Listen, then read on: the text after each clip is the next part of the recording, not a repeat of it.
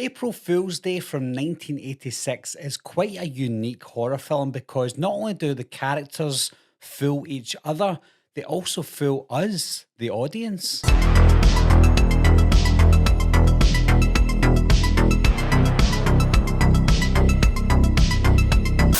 Horror's a genre packed with gory slashers, masked maniacs, and body counts that rival a small war zone. But every once in a while, a movie comes along that bucks the trend, does something different, and inevitably gets overlooked. Enter April Fool's Day from 1986, a clever, twisted gem that's underrated as it is inventive. While it may not have claimed a throne in the Horror Hall of Fame, this movie deserves way more love for how smartly it plays with the genre conventions. Right off the bat, April Fool's Day stands apart from your average 80s slasher flick. It opens up with the usual setup, a group of young, attractive friends heading off to an isolated mansion for a weekend of booze, pranks and poor decision making, but that's where the film starts flipping expectations on its head. The director crafts a narrative that toys with its audience, constantly making you question what's real and what's just part of some elaborate prank. What sets this film apart is its masterful use of suspense. Sure,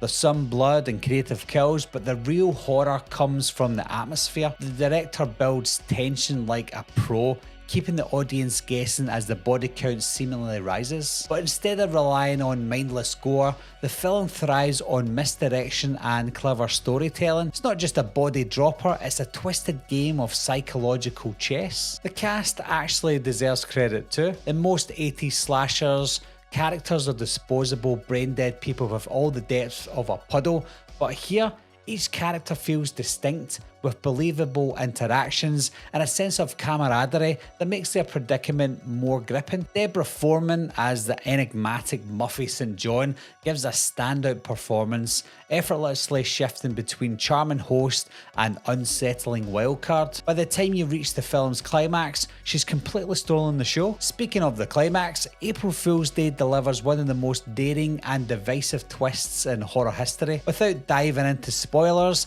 the ending was gutsy enough to leave some viewers scratching their heads, while others, like myself, appreciated the sheer audacity. It took the slasher formula, flipped it upside down and laughed in its face. That kind of boldness doesn't always win with fans, but you've got to respect the hustle. The film was also remarkably ahead of its time. Years before Scream in '96 came along to deconstruct horror tropes, April Fool's Day was already poking fun at genre cliches while still delivering effective scares. It played the long game with tension, character development and plot twists in a way that most slasher films wouldn't dare to attempt until much later. So why isn't April Fool's Day more widely recognised? Well, for one, it arrives during a glut of slasher films in the 1980s, many of which prioritised body count over brains. Plus, the film's unconventional ending didn't exactly cater to gorehounds expecting a blood-soaked finale. But make no mistake, April Fool's Day was gutsy, smart, and a way ahead of the curve. If you want a horror film that's fun, twisted, and refuses to play by the rules, this movie deserves a place on your watch list. It might not have Freddy's charisma or Jason's body count, but April Fool's Day plays a smarter game, and that's no joke. Meeting adjourned. I'll be right back. What are you waiting for, huh? Coming to get you, Barbara. Ever played in the cat? Someone's in the back!